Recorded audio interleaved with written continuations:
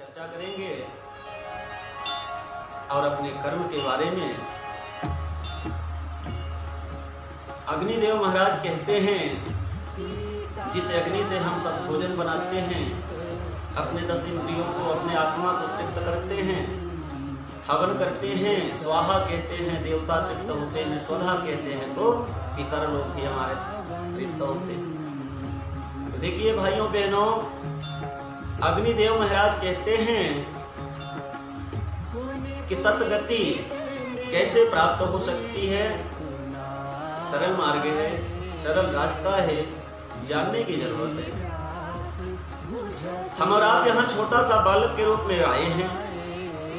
जब जानकार थोड़ा सा बालक ही रहे, बड़े हुए 2, 4, 6 साल, 8 साल के, तो अगर अनजान में भी हम और आप अगर प्रभु के घर खेल खिलौना में भी बालूर और मिट्टी का अगर मंदिर बनाते हैं, तो निश्चित है कि वो एक सूचना है कि हमारी आपकी मुक्ति अवश्य हो जाएगी।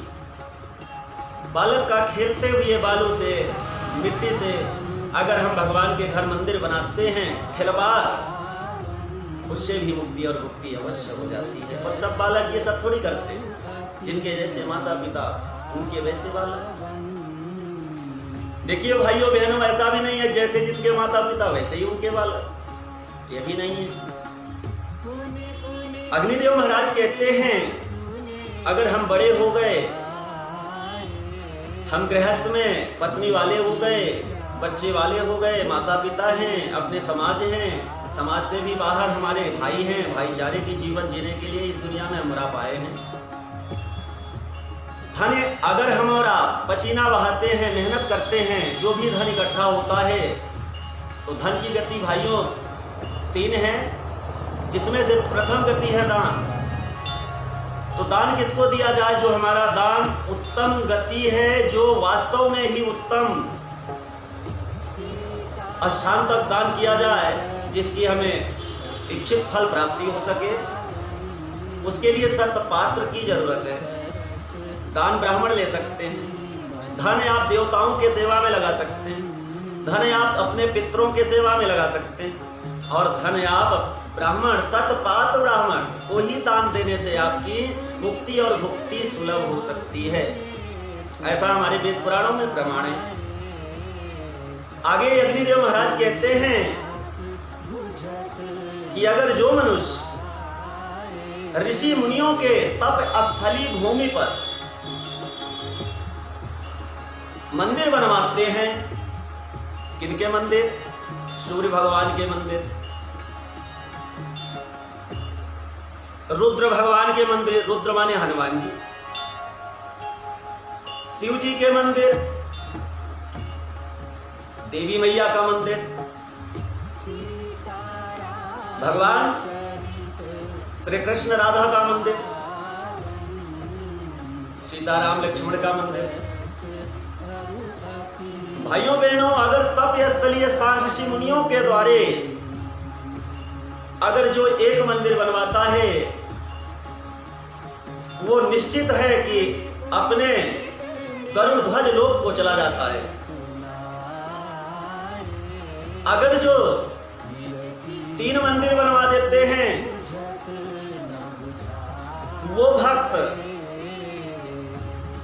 भगवान विष्णु के लोग चले जाते हैं। और जो 5 मंदिर बनवा देते हैं, 5 मंदिर बनवाने वाला शिवलोक में चला जाता है। और जो ऐसे तपस्थली भूमि पर 8 मंदिरों का निर्माण करा दें, वो विष्णु रूप ही होकर भक्त यहां से बैकुंठ जाता है। और जो 16 मंदिरों का निर्माण करवा दें, वो भक्त अपने मुक्ति और भुक्ति दोनों को प्राप्त करते हुए अपनी 300 पीढ़ियां आगे जो गई होंगी, और 300 आने वाली पीढ़ियों को भी वैकुंठ पहुंचा देने वाला कार्य कर जाता है। वही पुत्र और पुत्री कहा जाता है, और वही धन की अपने गति धर्म में लगाता है, वही धन धन हो जाता है। उसी के इतिहास में नाम यहाँ रहते हैं। देखिए भाइयों बहनों, इसी प्रसंग में यमराज जी कहते हैं अपने यमदूतों से कि आप लोगों को पृथ्वी पर जाकर के ऐसे व्यक्तियों के प्राण लेकर मेरे पास आना है, और ऐसे व्यक्तियों के पास जाना नहीं है। किनके पास नहीं जाना है? जहां भगवान श्री राम नाम की या कृष्ण नाम की कीर्तन हो रही हो, जिस मुख से भगवान के नाम लेते हो, जहां जिस घर में भागवत हो, गीता हो, रामायण हो, जहां के व्यक्ति धर्म और कर्म में दोनों पहर अग्निहोत्र करने के बिना हवन बिना किए भोजन न करते हो, जहां दोनों पहर संध्या वंदन होता हो, जहां पुराणों की कथा होती हो, जो श्रवण करने वाले हो वहां, और जो मंदिर बनवा करके ऐसे तप स्थलीय स्थानों में इनके परिवार को 300 आगे गई हुई पीढ़ियां भी अगर कहीं फंसी होंगी, वो उद्धार होकर वैकुंठ का वासी बन जाती हैं, और 300 इधर आने वाली पीढ़ियां भी मुक्ति को प्राप्त करती हैं। वो जन्म मरण से मुक्त होकर के वैकुंठ के वासी हो जाते हैं। ये मानव तन मुक्ति की सीढ़ी है भाइयों। यमराज कहते हैं ऐसे व्यक्ति के पास नहीं जाना है, जाना है उसके पास जहां न प्रभु के नाम की कीर्तन है, न प्रभु के नाम है, न गीता है, न भागवत है, न रामायण है, न तो धन की गति प्रथम धर्म में हम लगाए हैं कि कहीं मंदिर बनवा दे, कहीं सतपात्र ब्राह्मण को हम दान करें, या कि हम धन को खाएं और खिलाएं। नहीं, तीसरी नीच गति नाश है भाइयों। अगर ये तन हमारा अंत होगा तो धन का भी तो अंत होना है।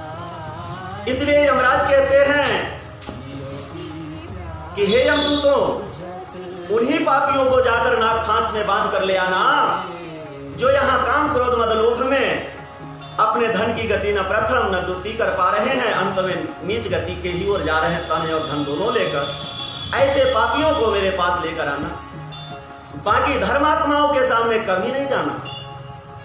यही बात कहते हुए हयग्रीव भगवान ब्रह्मा जी से यह बात कह रहे हैं। ब्रह्मा जी से हयग्रीव भगवान विष्णु कहते हैं कि हे ब्रह्मा जी, अगर कोई मानव ऐसा अपने धर्म कर्म को जानकर ऐसा कार्य कर गया तो अपनी मुक्ति और मुक्ति दोनों पूर्ण कर लेता है। अपने द्वारे भी अगर एक मंदिर बनवाते हैं भाइयों, एक गुना ही पुण्य मिलता है, पर वहां पुजारी आपको अगर ब्राह्मण है तो ठीक है, हमारे क्षत्रिय भाई हैं ठीक है, वैश्य भाई हैं ठीक है, छोटा भाई सेवक, बिना ब्राह्मण पुजारी लगाए भगवान शिव कह रहे हैं, ये हम बात नहीं कह रहे कि पंडित त्रयोदशी को ल्यावे, ध्यान पूर्वक होम करावे। अगर बिना ब्राह्मण बुलाए या सतपात्र बिना बुलाए या अपने से नित्य हवन कर रहे हैं, लेकिन भगवान तभी वो हवन पूर्ण प्राप्त पाते हैं जब ब्राह्मण मुख से कहा जाता है प्रभु आप पाएं स्वाहा, अवश्य स्वीकार करते हैं और आप सबका इच्छा पूर्ण कर देते हैं। पर सीढ़ी है भाइयों, उस सीढ़ी को जान करके हम और आपको अपने रास्ते पे चलना है। ऐसा धर्मशाला बनवाना है मंदिर के सामने, जो कि हम और आप इस दुनिया से चले जाए, आने वाली पीढ़ी दर पीढ़ी दर पीढ़ी दर पीढ़ियां वहां छाया पाए, प्रकाश पाए, हम और आपके गए हुए नाम को भी यहां गाएं। इतिहास में उसी व्यक्ति का नाम गाया जाता है जो अपने धर्म और कर्म को जानकर अपने धन को भी लगाता है। बाप का धन कमाया 1 करोड़ 10 करोड़ 100 करोड़ पदुम संकवी, वो भगवान को प्रसन्न नहीं है भाइयों। आपके पसीने बहने का धन, भगवान कहते हैं नहीं है 1 लाख का ही मंदिर बनवा दो ना, 1 लाख भी नहीं है तो 50,000 का बनवा दो, 50,000 नहीं है तो आप 1,000 का बनवा दो, 1,000 नहीं है तो आप 100 रुपए का बनवा दो भैया, 100 रुपए नहीं है तो 50 रुपए तो आप मंदिर के नाम लगा दो। भगवान कहते हैं उतना है जितना पसीना में बहा के आपने धन को इकट्ठा किया है, वही सतपात्र, वही सत धन है। सतपात्र के सामने ये कार्य करने से अपनी मुक्ति और मुक्ति दोनों हो जाती है, कभी जन्म मरण नहीं होता, ये इंसान जाता है और वैकुंठ का सदावासी हो जाता है। आज इसी बिंदु पर हम और आप चर्चा किए, फिर मिलेंगे। जय श्री राम।